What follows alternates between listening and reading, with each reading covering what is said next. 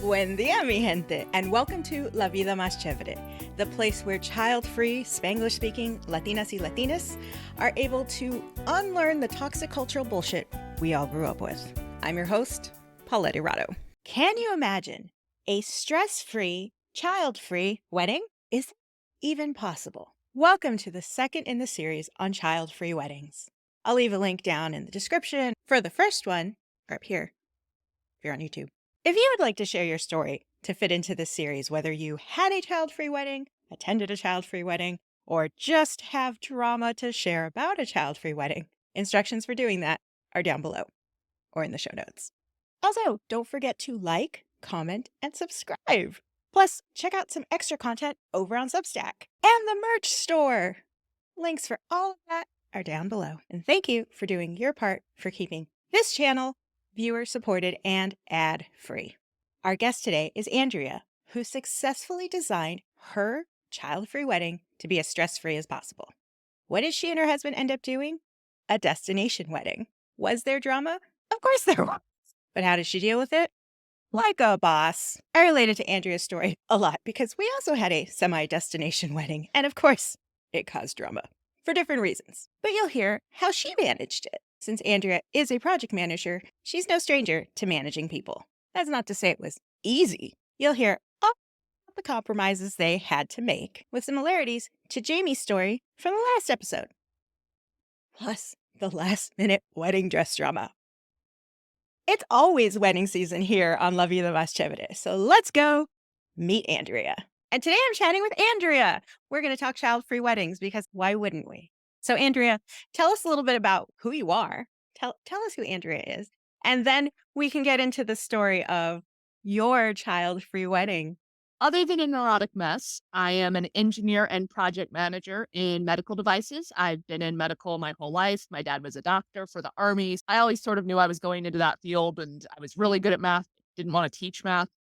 So I sort of ended up being an engineer. It's funny because my grandfather was an engineer, so I think he was very excited that I went into engineering. My dad, I think, was a little disappointed I wasn't a doctor right up until being a doctor started making a little less money. He's like, "You're so smart. You are an engineer. You can just leave and go into a different field when medicine obviously fails." And I was like, "Okay, whoa, but okay." Oh, dads. Oh, dads. Okay, so you're an engineer. You've been married at this point when we're recording almost 4 years. Yep. Congratulations on that. You clearly had a child-free wedding. Yes, I did. And Very, very child-free. very, very child. Are there children in your family? So not any immediate family, which I will admit probably made things much easier because I wasn't leaving out a niece or a nephew or crushing anyone's grandparents' dreams or any of that nonsense. But my extended family has a lot of children because they're big. My mom is one of 45 first cousins. Oh my God, I thought you were going to say 45 siblings. I'm like, I would hope how? that's not possible, but someone probably would did it. No. But no, 45 first cousins, some of which I am older than. Oh. So the generational overlap is a thing in my family. 6 months on that generation overlap, and that means like any family reunion has a crop of new babies. Fun. Yeah. So and my husband is from California. I am not, but my mom's family is very close knit and is from Missouri. Mm. So, when we agreed to get married, I was very excited. And my immediate instinct was to elope. Yeah. My parents had a non-amicable divorce. And I was like, you know what sounds great? Not dealing with any of that. And my husband, who I love to death and is a big softie and a great person, was like, won't your mom be sad? I feel like our moms would be sad if we got married and they didn't get to see us. And I was like, damn it, right in the feels. So I was like, fine, very small wedding, but no people, just as small as I can make. And there was some back and forth, but what I really wanted was to get married on the beach at sunset in a very peaceful, very relaxing, very low stress ceremony, because as a project manager, everything that goes wrong is my responsibility, but I can't actually tell anyone what to do. I have to persuade them to do the thing that's obviously right for them. So I spend all of my time fixing people's problems. And it's like, you know what I want on my wedding day is not problems. That's what I want, not problems. Agreed. So I decided destination wedding was the ticket. Ah. And it was rough because even though I didn't have any nieces or nephews, Every single one of my closest friends, except for one, had an under 4 child. Mhm. That's Like, rough. I was getting married right at the time that they'd all been married for, like, that 3 to 4 year mark, and were having the kids. Mhm. And it was hard. Like, I thought about it a lot, and I was like, "You know what? I want the day to be relaxing, and even though I would love to have my friends there, it's not worth the stress." I find loud noises stressful. Mm. I find messes stressful. I was spending more money on this dress than I had ever spent on an article of clothing in my entire life. And I wanted it to all go smoothly. So I picked a child-free resort in Ooh, Mexico, and we got married on the beach in Cozumel at sunset. exactly what you wanted. Exactly what I wanted. And you know what? There was technically a family-friendly resort next door that was like a sister resort. I was like, "If you really want, you can show up with your kids and you can hire a nanny. You can march across the beach to my wedding and march back." A couple of them were actually under 1s, not even, like, under 4s. So they were like, Mm. maybe no." And we came to, like, some really great compromises. On the way back from the wedding, we stopped in Missouri, and we had a potluck reception, which cost me all of the plane ticket to Missouri, which, since I was stopping on the way back, was like 1 plane ticket instead of 2. Right. And my huge, enormous extended family just brought all their casseroles, and we all ate together, and they got to meet my husband, who was deathly ill with what we're pretty sure is alpha COVID from one of the first cases. Oh, no.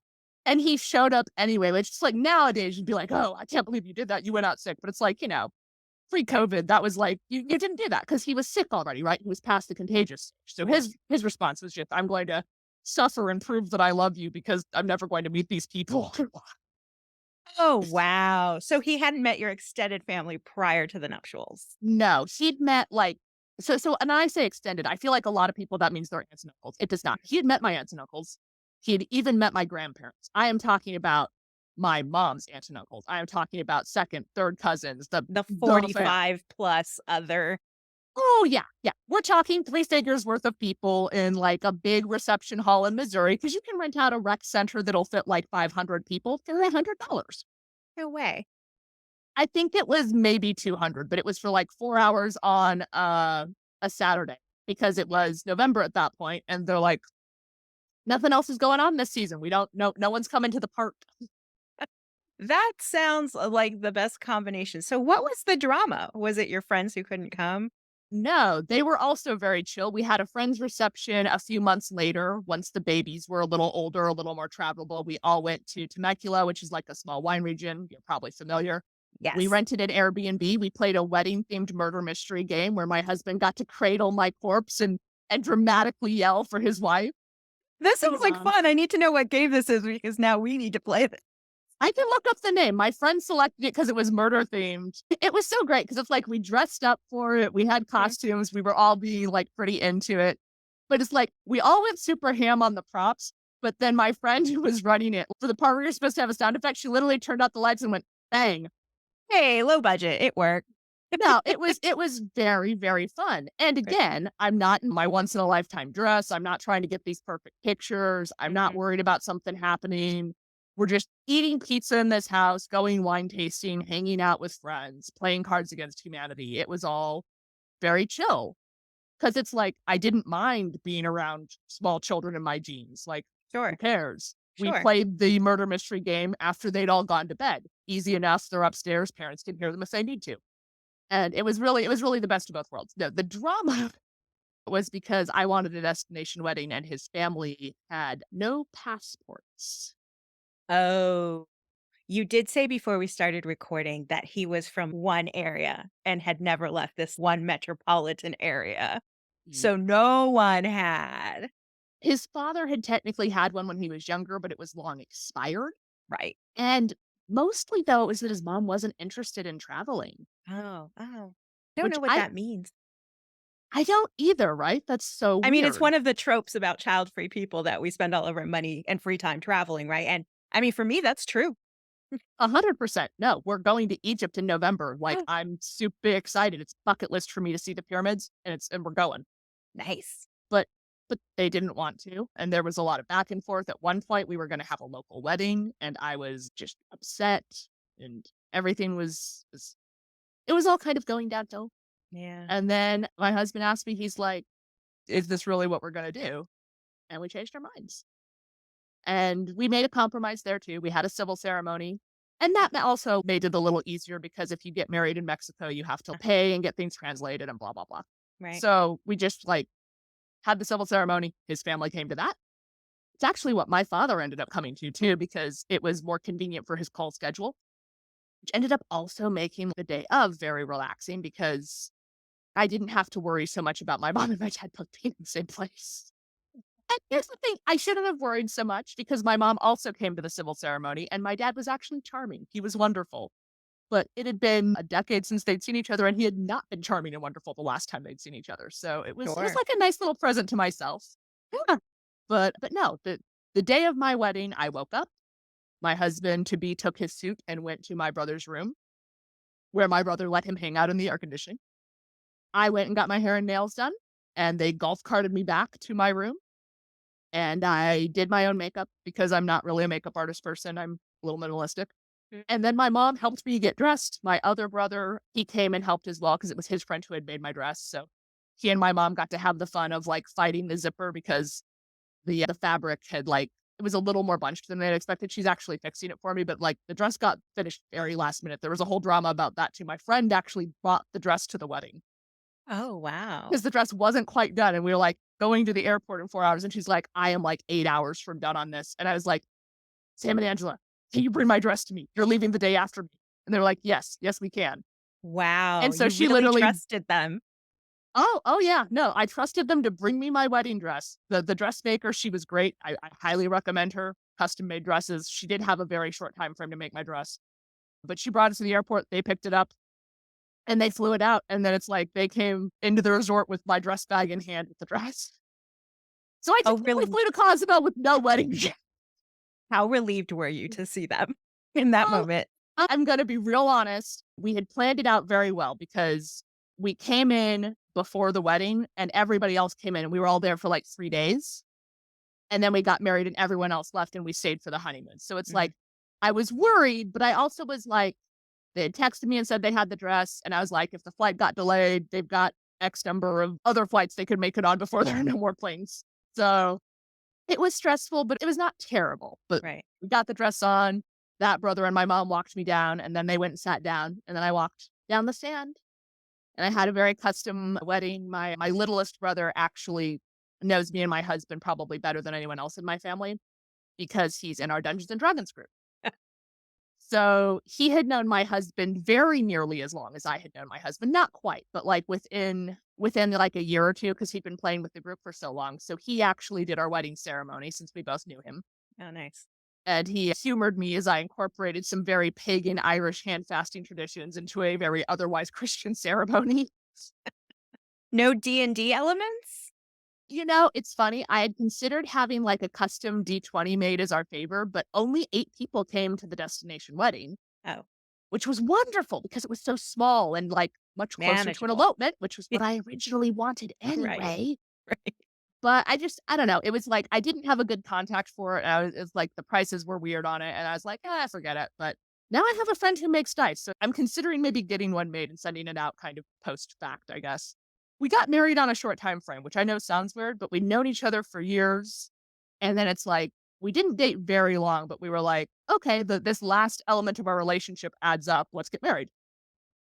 And As he was one like, does. my lease is up in this month. We should get married then. And I was like, okay. It sounds like despite all of the headaches and all of the things that could have gone wrong, yours just kept succeeding all along the way. It did not feel like that though. Like during the Right. planning stage where we were trying and it was going back and forth, I was traveling a bunch for work. So I kept coming back and he kept saying, so my mom, this. And I was Uh, like, I remember those days.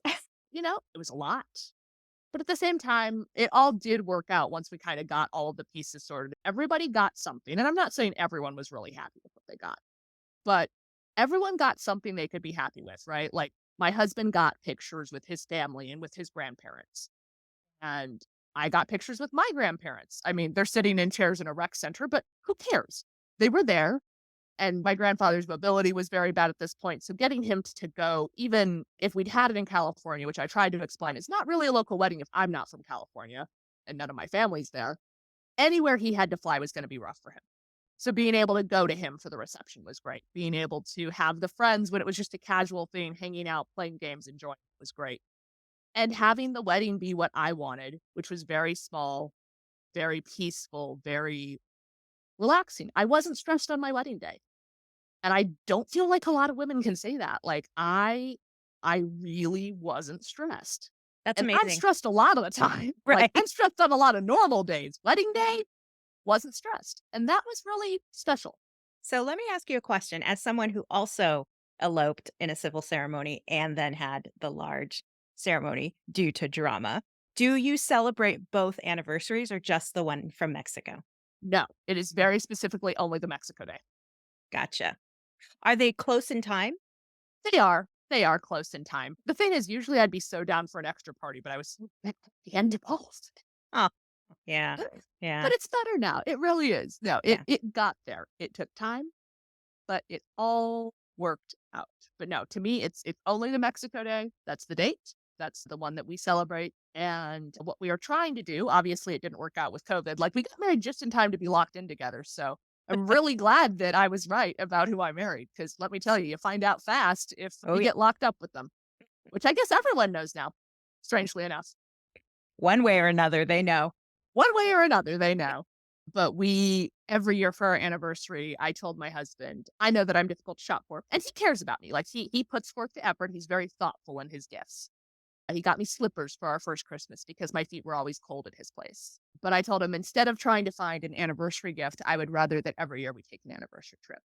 Yeah, of So it's not always on our anniversary because we go kind of when it's course. convenient, but that's our thing is we plan a trip for our anniversary. So, I mean, technically other people come sometimes, like to Egypt. My mom is coming. One of my friends, the friend who came to the wedding in Cozumel is coming.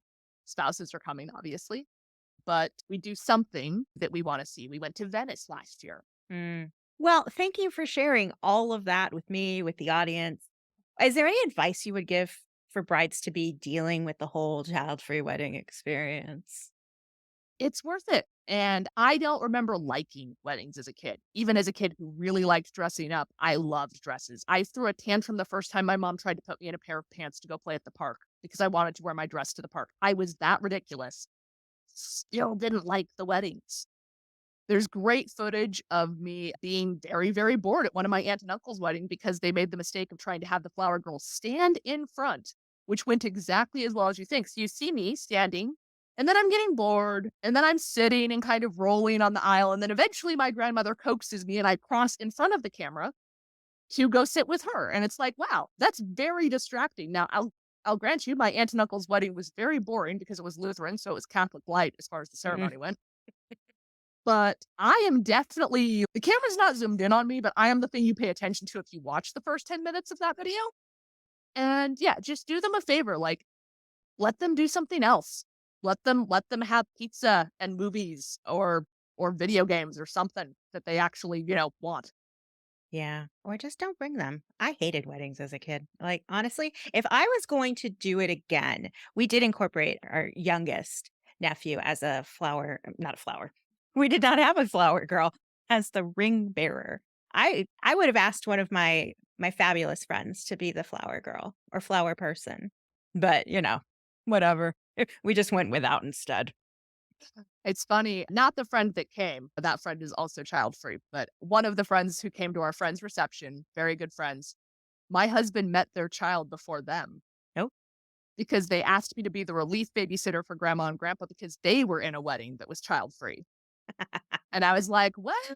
My boyfriend who you haven't met yet is visiting me this weekend. Do you mind if I bring a stranger to your house to see your kid?" They were cool with it. They were like, you're so picky. If you trust them, they must be fine. And now that boyfriend has been her husband for 4 years. He must be a cool dude. Agreeing to babysit on one of your date weekends? Wow, dude. Good on ya. See, not all child-free people hate kids. Got stuff about that up here, down here. Some of us actually really good with them. We just don't want to raise them too. Anyway, if you want to share your child-free story, whether it's your wedding or one that you went to, check out the link in the description or the show notes. And that's a burrito. Muchísimas gracias for watching La Vida Más Chévere. Check out the audio-only version anywhere you listen to podcasts and join the community over on Substack.